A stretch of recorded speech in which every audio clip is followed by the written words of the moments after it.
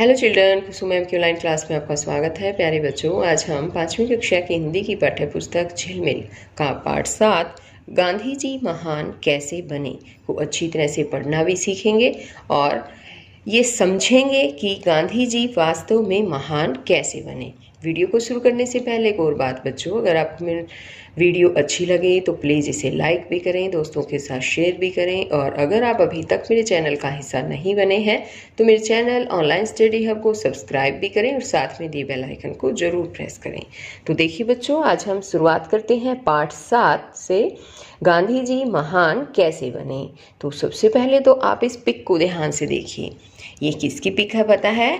हाँ, ये गांधी जी की बचपन की पिक है, बचपन की फोटो है। और इसमें गांधी जी कैसे नजर आ रहे हैं? हाँ, कुर्ता पजामा पहन रखा है।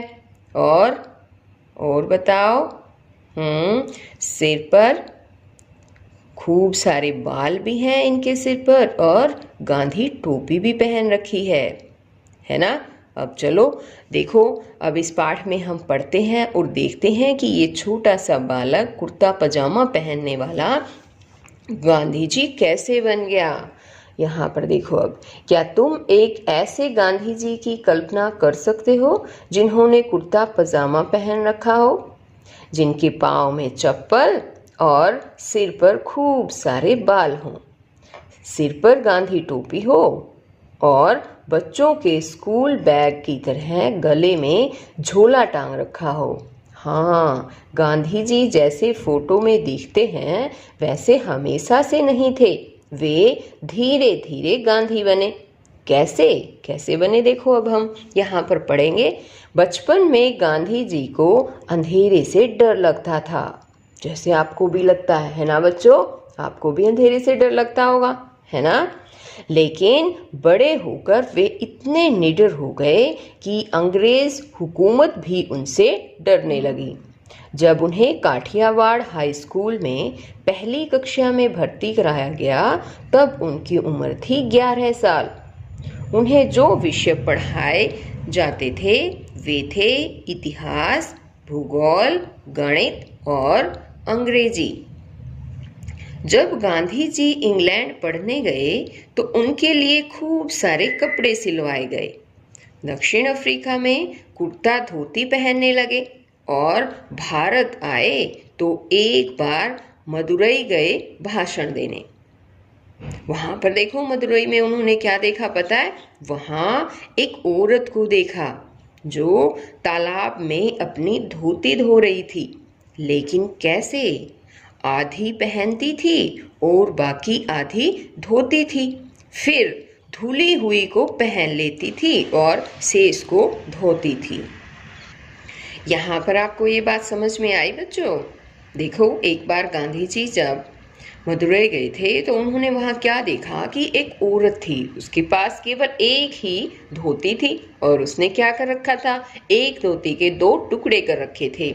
वो क्या करती? एक धोती तो पहन लेती थी और दूसरा जो टुकड़ा था धोती का वो धोकर सुखा देती थी, और अगले दिन धोकर सुखाया हुआ जो टुकड़ा था धोती का वो धोती पहन लेती, और जो उसने पहले दिन पहनी थी वो धो देती। इस तरह से अपना गुजारा कर रही थी। और उसकी हालत देखकर गांधी जी भीतर तक हिल गए और बस उसी समय उन्होंने फैसला कर लिया कि अब सिर्फ एक धोती ही पहनूंगा। बाद में गोलमेज सम्मेलन के लिए लंदन गए। वहाँ तो खूब सर्दी पड़ती है, तो वहाँ के बच्चे पूछते थे, बाबा तुम्हारी पतलून कहाँ गई? गांधी जी उन्हें कोई जवाब नहीं देते थे, बस हंसकर रह जाते थे। लेकिन जब रानी से मिलने गए तो रानी के दरबार में ऐसे जाना तो अदब कायदे के खिलाफ था।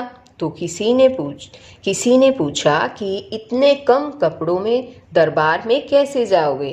तो बोले, फिक्र मत करो, तुम्हारे राजा ने हम दोनों के बराबर कपड़े अकेले ही पहन रखे होंगे। गांधी जी लिखते थे एक बढ़िया पेन से। वह पेन एक दिन चोरी हो गया। लिखने बैठे तो पाया कि पेन है ही नहीं। उसी समय एक बच्चे ने अपनी पेंसिल दे दी। लो बाबा, इससे लिख लो। उन्होंने लिखकर देखा, अरे वाह, इससे तो अच्छा लिखा जाता है और स्याही वगैरह भरने का झंझट भी नहीं। उन्होंने तय कर लिया कि अब पेंसिल से ही लिखेंगे और पेंसिल से उन्होंने अपनी चिट्ठी किसे लिखी जानते हो? भारत के वायसराय को। अब देखो बच्चों, यहाँ पर एक बात देखो कि ये क्वेश्चन जो है एग्ज़ाम में आने वाला भी है कि गांधी जी ने अपनी पहली चिट्ठी किसे लिखी थी? भारत के वायसरॉय को। ठीक है, ये याद करना है आपको। अब आगे यहाँ पर भी एक क्वेश्चन बन सकता है कि गांधी जी ने जो है वो पेंसिल का यूज कैसे किया, किस तरह से करने लगे, पेन यूज क्यों नहीं करने लगे। यानी कि क्वेश्चन यहाँ बन सकता है कि गांधी जी ने वायसरॉय को चिट्ठी लिखने के लिए पेंसिल का ही यूज क्यों किया। ठीक है, तो उसमें आपको क्या लिखना है कि एक बार उनका एक पेन था लेकिन वो चोरी हो गया, किसी बच्चे ने उनको पेंसिल दे दी और फिर उन्होंने पेंसिल से लिख कर देखा तो सोचा कि वाह, इसमें तो स्याही भरने का झंझट ही नहीं है, और उन्होंने हमेशा से फिर पेंसिल ही यूज़ करना शुरू कर दिया। अब आगे कि लिखते लिखते पेंसिल छोटी हो जाती तो उस पर कागज की भोंगली लगाकर धागे से बांध लेते। दरअसल इन सब के पीछे कोई सनक नहीं, बल्कि गांधी जी की यह सोच थी कि जब आपके देश के अधिकांश लोग गरीब हों तो आपको फिजूल खर्ची और दिखावा नहीं करना चाहिए। अगर आप सचमुच अपने देश और देशवासियों से प्यार करते हैं तो आपको कम से कम में काम चलाना चाहिए और सादगी का महत्व समझना चाहिए। आप बड़े कहलाएंगे अपने विचारों से और अपने काम से, न कि अपने कपड़ों से। समझ गए बच्चों? हम बड़े अपने विचारों से कहलाते हैं और जो काम हम अच्छे काम करते हैं उनसे बड़े कहलाते हैं। कोई कपड़े पहनने से बड़े नहीं कहलाता। आगे है, एक बार उनकी प्रार्थना सभा में कुछ अमीर आदमी सज धज कर आ गए तो गांधी जी ने उन्हें डांट दिया। जैन धर्म में भी अपरिग्रह पर काफी जोर दिया गया है। अपरिग्रह यानी फालतू की चीजें जमा मत करो। बस गांधी जी को तो जहां भी कुछ अच्छा लगता अपना लेते थे, तो उन्होंने अपरिग्रह को भी अपना लिया। एक क्वेश्चन यहाँ पर भी बन सकता है बच्चों कि अपरिग्रह का मतलब क्या है। अपरिग्रह का मतलब है कि फालतू की जो भी चीज़ें हैं वो जमा मत करो।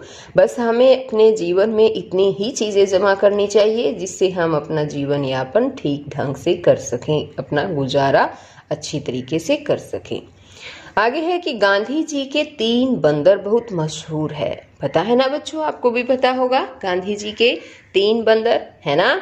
दरअसल ये एक खिलौना था जो कुछ चीनी बच्चों ने गांधी जी को भेंट किया था, लेकिन गांधी जी ने उन्हें अपने जीवन का साथी बना लिया। आ गया समझ में बच्चों? ये 3 बंदर वास्तव में असली के 3 बंदर नहीं थे, ये केवल एक खिलौना थे। और ये किसने दिए थे गांधी जी को पता है? कुछ चीनी बच्चों ने गांधी जी को ये भेंट में दिए थे और गांधी जी ने तो उन्हें अपने जीवन का साथी बना लिया था। अब आगे कि जब धोती पहननी शुरू कर दी तो जेब घड़ी कहाँ रखे, तो उसे कमर में लटकाना शुरू कर दिया। इस तरह गांधी जी धीरे धीरे वैसे गांधी जी बन गए जैसा आजकल हम उन्हें उनके चित्रों में देखते हैं। तो अब देखो बच्चों, यहाँ पर ये पिक देखो।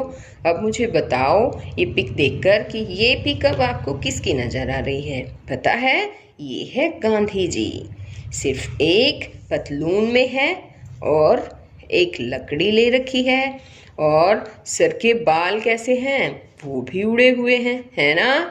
और आंखों पर चश्मा पहने हुए और ज्यादा कपड़े भी नहीं पहन रखे, सिर्फ एक ही धोती पहनने का इन्होंने फैसला किया था और सिर्फ एक ही धोती इन्होंने पहन रखी है। गर्मी हो या सर्दी हो, ये सिर्फ एक धोती ही पहना करते थे। तो बच्चों, आज हमने ये पाठ रीड किया। आगे अगली वीडियो में मैं आपको इसका अभ्यास सिखाऊंगी। तो बच्चों, हम फिर मिलते हैं एक नई वीडियो में। तब तक के लिए बाय बच्चों।